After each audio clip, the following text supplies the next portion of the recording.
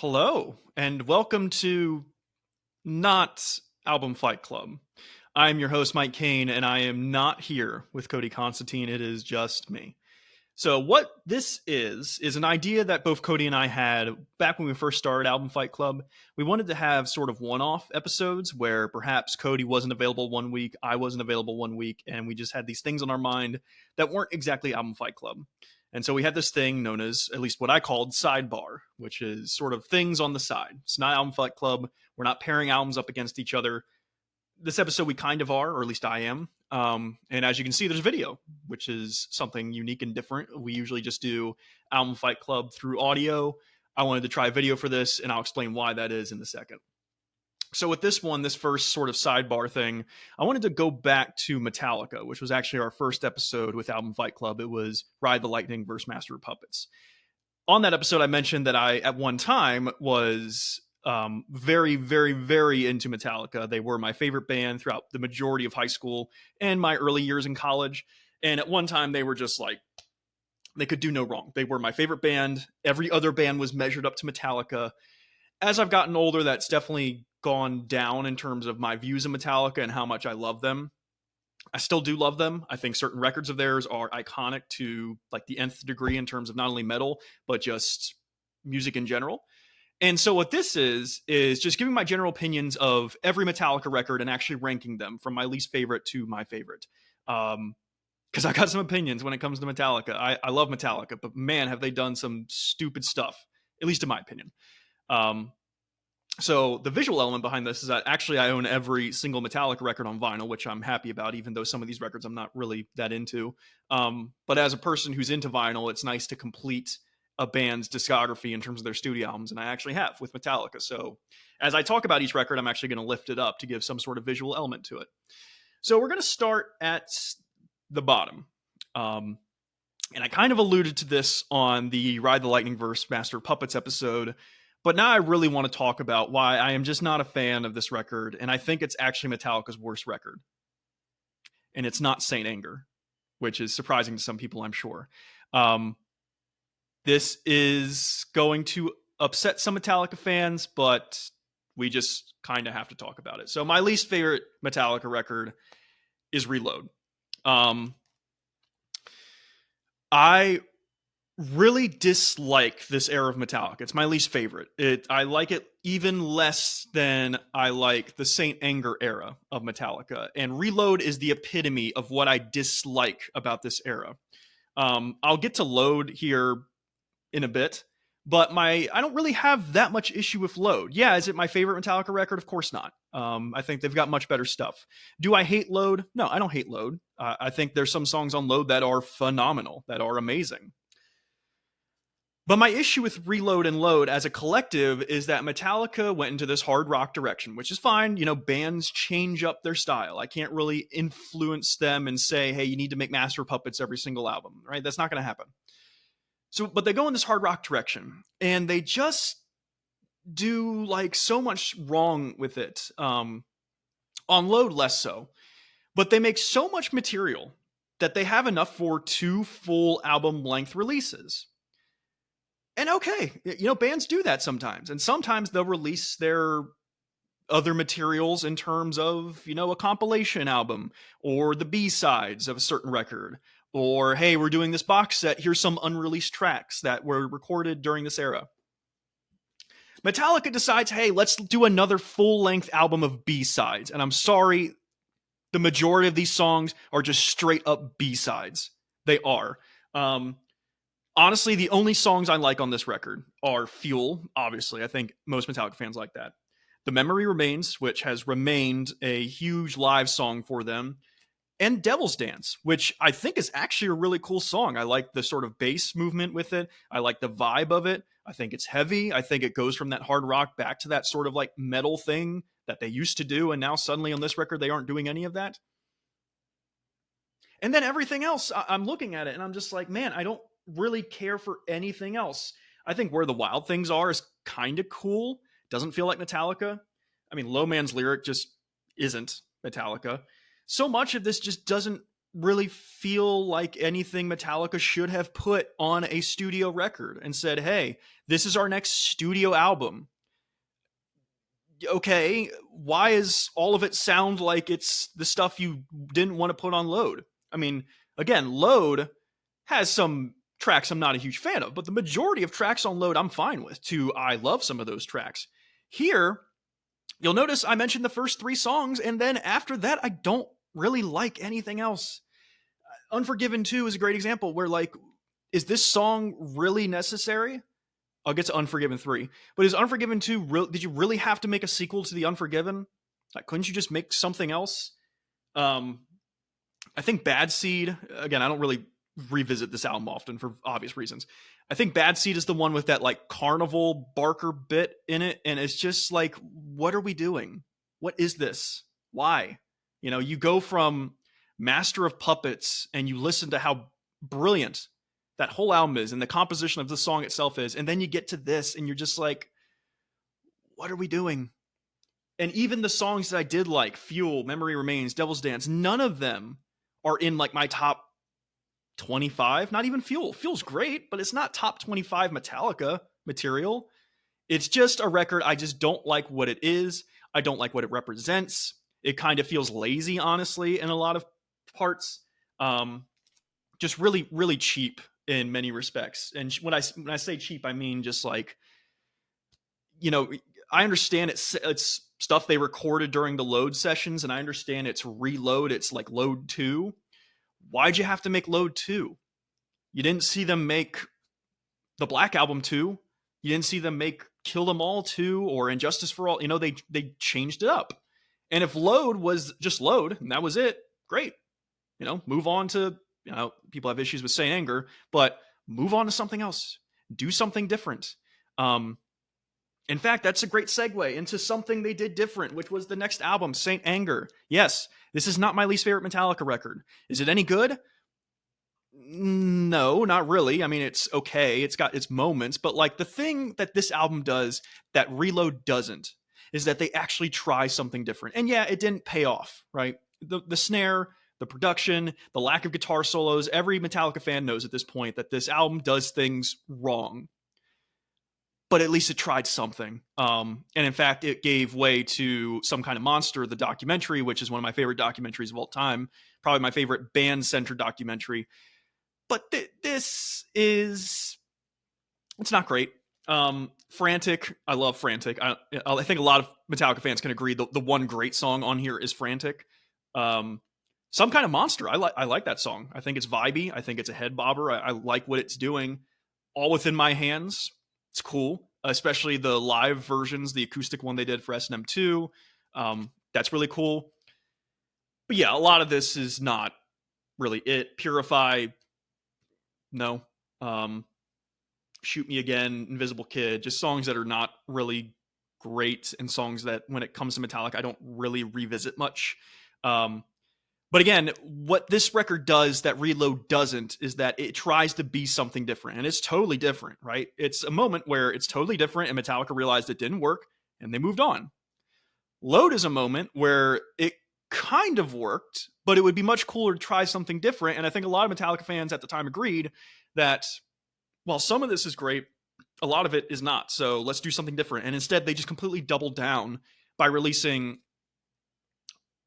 I think it's 12 tracks, Reload, and 9 of them are just what is this? Why are we doing this again? So for that, I have to put Saint Anger above. Is it much better in terms of Reload? No, not really. But at least it's doing something different. And for that, I remember it more fondly than I remember Reload. So there's that. From there, we get into what is actually the most... sorry, I'm trying to get it. The most recent Metallica record, which is, at the time of this recording, 72 Seasons. Now, the thing with 72 Seasons is that they're, at this point in their career, this is much later in their career from Saint Anger and Reload, they are firmly back in the camp of, like, old, quote-unquote, Metallica, right? They're doing more heavy metal songs that are more in their repertoire of what they are known for. And that's great. And I love that. But here's the thing, and I mentioned this, I think, on the Metallica episode. I mentioned it on the Slayer episode of Album Fight Club. Why do metal acts specifically metal. Other acts, I'm not, they have their issues as well, but like specifically metal, this is what grinds my gears. And this, again, is going to offend some hardcore Metallica fans. Metallica should retire. They should stop. They should stop making records. They clearly have a lineage. They clearly have a dynasty. They clearly have a discography of albums that are phenomenal. And no one can take that away from them. Their first half of their, career, no one's going to take that away from them. It is bona fide. It is metal history at this point. You guys can retire. You can stop making music, because honestly, when it comes to 72 seasons, yes, I like it more than Saint Anger. Yes, I like it more than Reload. But it's still kind of just a record that's not really doing much for me. My favorite song is actually the first song, 72 Seasons. I think that's a ripper of a track. I think it's great. It's fast. It's got great energy. I like the content that it's talking about. But then after that, I mean, there's cool songs here. Screaming Suicide, I like that song.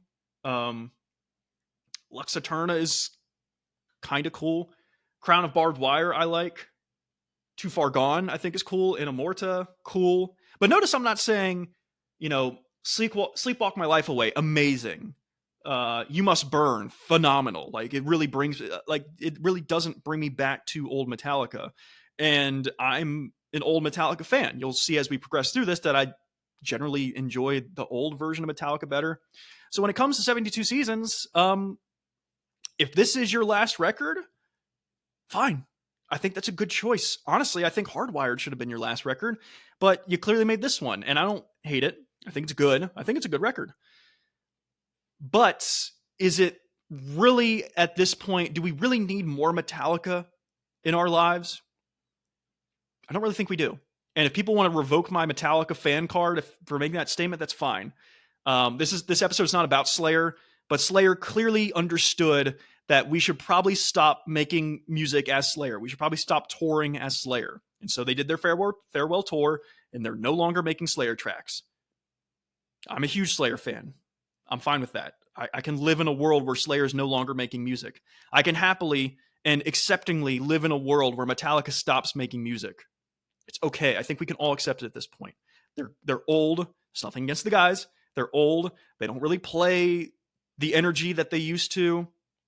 Obviously, they keep selling out stadiums, so what the fuck do I know? But, like, really, do we need more Metallica at this point? And I really don't think we do. But that's just my opinion. So I'm sure I lost half the viewers right there. And I'm going to keep making claims that are probably going to lose some people. But this is just my opinion. I love this band. I'm not, despite the fact that I've talked crap about them for the last 12 minutes, I do love this band. And as far as records that not quite love, but certain songs that I love, we get to Load, which, as far as Metallica is concerned, I don't really despise this record at all. I don't like the direction that they took. Yes, I think I would have preferred And Justice for All 2 or more Black album-centric music as opposed to what we got here. But I can't really hold it against them. It's still a good record. In fact, some of the songs on here are phenomenal. I mean, King Nothing, Hero of the Day, Until It Sleeps, Bleeding Me, The Outlaw Torn, love it. Love all those songs. I think they're great. It still has issues, though, where, some of these songs are definitely B-side feeling to me. Ronnie, Cure, 2x4, House That Jack Built, like, no, not really a fan. But the songs that hit on this record really hit. And when they hit, I mean, King Nothing is such a good song. Even though it's hard rock centered, I love it. I think that song's phenomenal. But it does get to the era of Metallica where I'm really not a fan of this era. I don't really like what they were doing with this era. And so because of that, it can't really be that high, especially when the records following this, I think, really step it up in terms of what they're doing.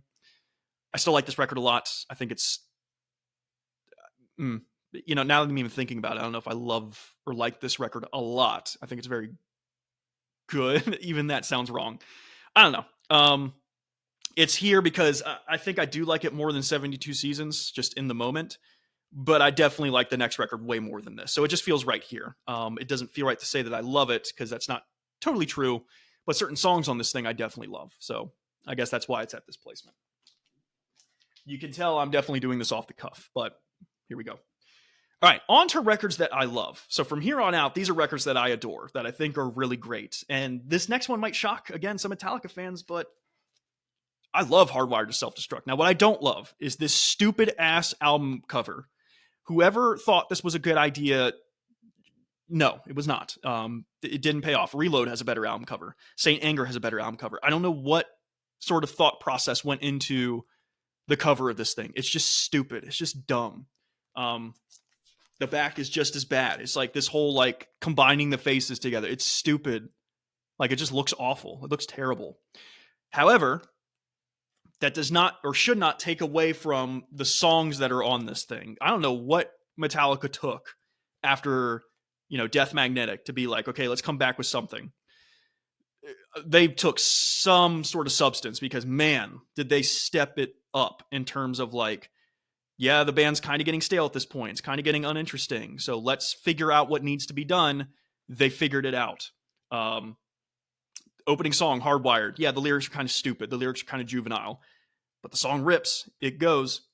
Atlas Rise. What a great song. So late in their career. Just fantastic. Moth into Flame. Great song. Honestly, feels like more like Black Era album Metallica, but I was about to say Injustice for All, which maybe not, but feels like old Metallica. Confusion. I like Confusion a lot.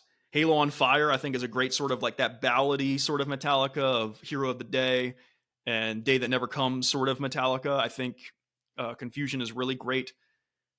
Dream No More. I love Dream No More. I think it's heavy. I think it's awesome. I think it pounds. And do I really need to talk about Spit Out the Bone?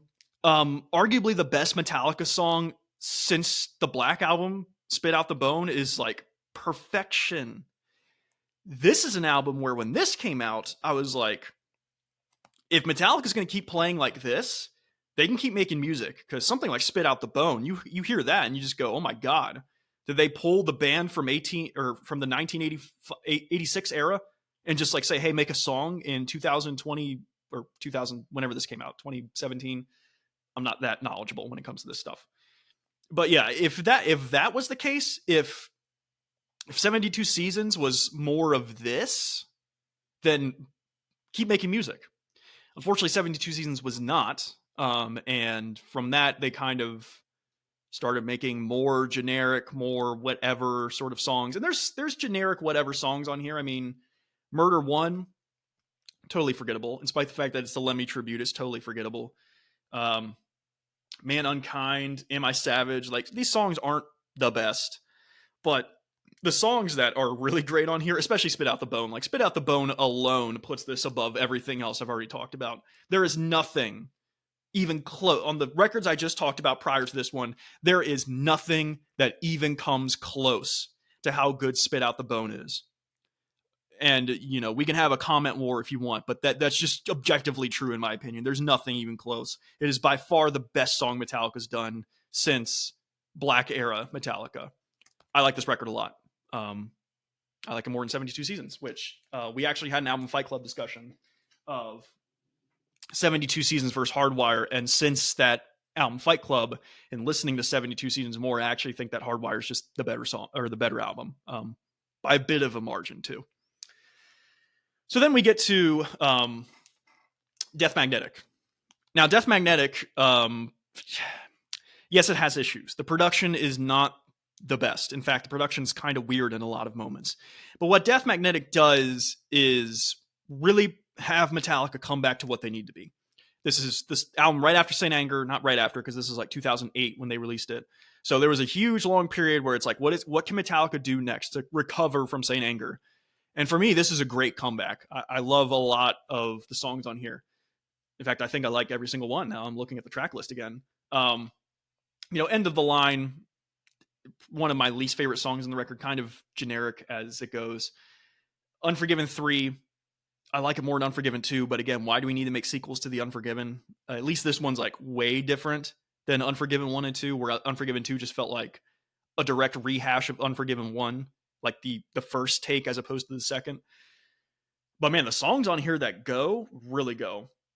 That Was Just Your Life is a killer opener, especially coming off Saint Anger as the last studio album. That Was Just Your Life proves, okay, Metallica has come back as they need to come back. Broken Beat and Scarred is repetitive, but I really like that song. Yeah, the lyrics are kind of dumb, to be blunt, but just the riffage and the way it flows and the melody, love it.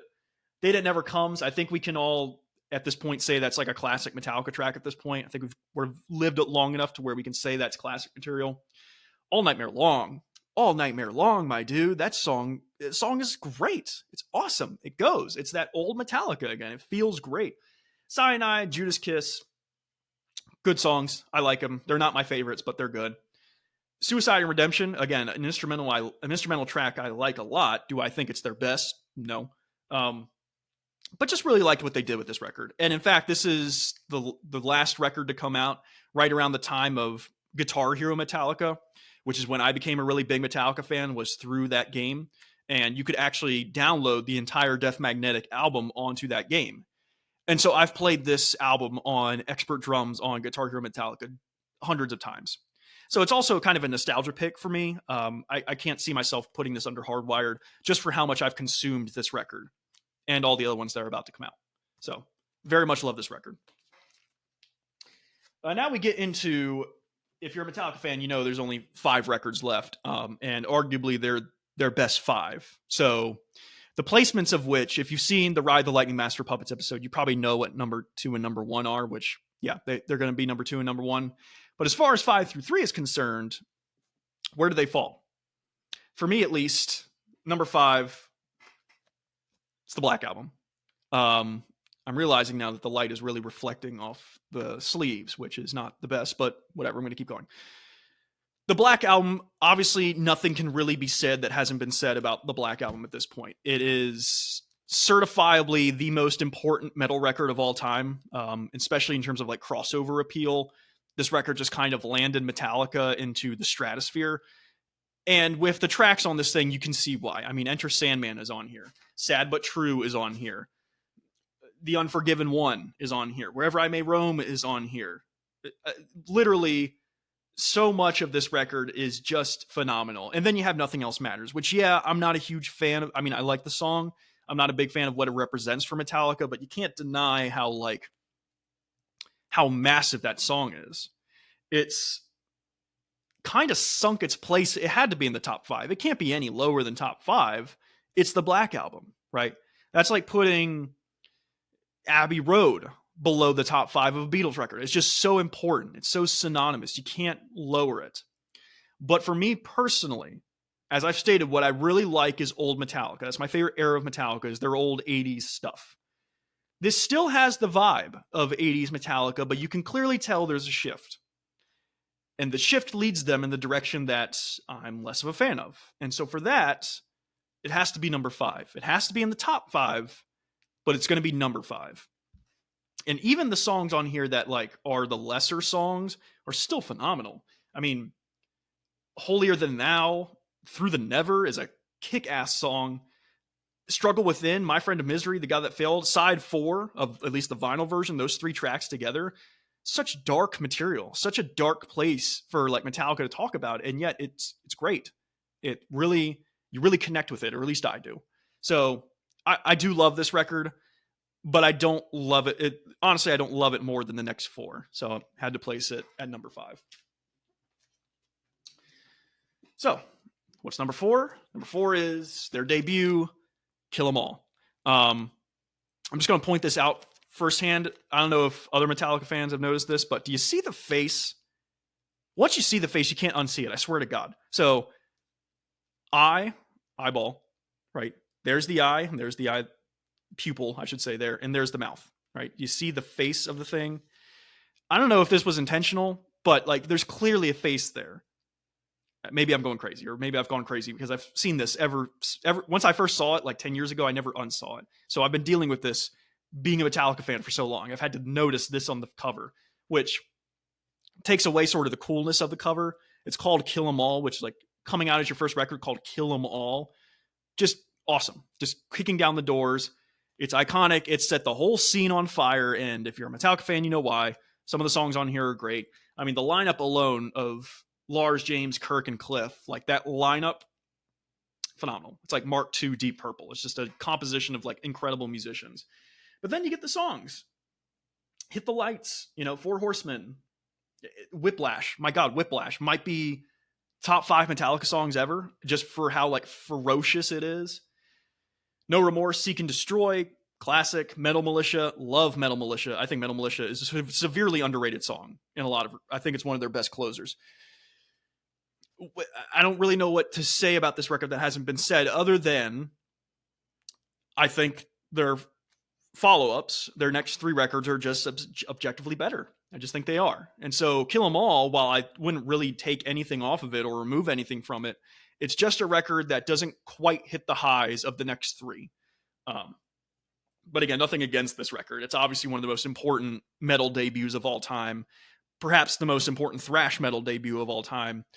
It's phenomenal. It's insane. It's killer. It does everything it needs to do.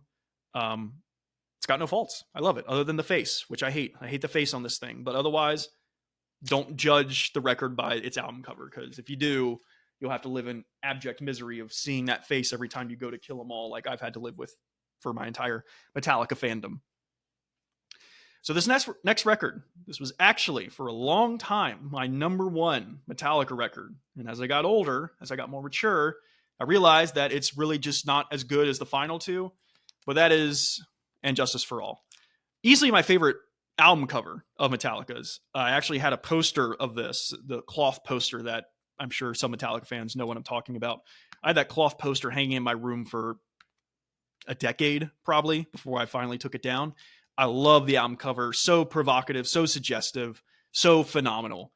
And again, the music on here, so phenomenal across the board. It is the first record, of course, where you have the loss of Cliff. And so Jason comes in and Jason does great. And again, it's a record where I can't really fault anything on it. To Live Is To Die is probably the only fault I have, in that it's just an instrumental track that is good, but not great. Now, I will take it over the next instrumental track we'll talk about, but we'll get there. But otherwise, I mean, Blackened might be their best opening track on any album. Yes, better than Battery, better than Fight Fire with Fire. Blackened might be number 1. Just killer. Title track, And Justice for All, phenomenal. Eye of the Beholder, a lesser track on it, sure, but still, I enjoy it a lot. 1, I could just say 1, and that should be enough to know that it's 1, right? Shortest Straw, Harvester of Sorrow, The Freighted Insanity, that whole run of tracks there, I love that run. Yeah, it's, again, lesser known songs in the Metallica canon, but still, that run is killer. Then you get To Live Is To Die, and then you get Dyer's Eve, which I understand why they don't play it live anymore, because it's just so fast, it's so intense. But there's certain tracks that you wish you could go back and see them. I mean, we have recordings of this, so there's that, but to see them in person live, and to see 1988 era Metallica play Dyer's Eve live, I mean, I would have gone insane. Would have probably passed out from how just like in adrenaline I would have been. It's a phenomenal record. Like I said, at one time it was actually my favorite, but it does not quite hit the highs of the next 2. So we'll just talk about the next 2.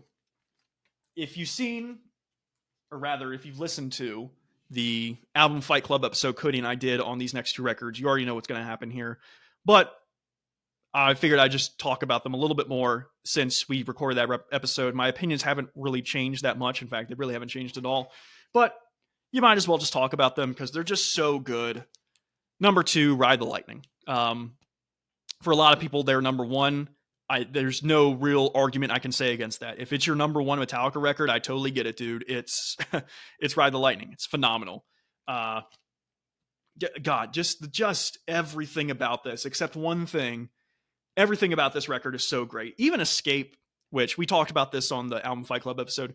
Even Escape, for all the hatred it gets from James and several Metallica fans that, yeah, it is a pretty weak song. It's not the best song ever. It's still much better than a lot of other Metallica songs that come later in their career. So I'll take Escape over pretty much anything on Reload, to be honest. Pretty much anything on Saint Anger.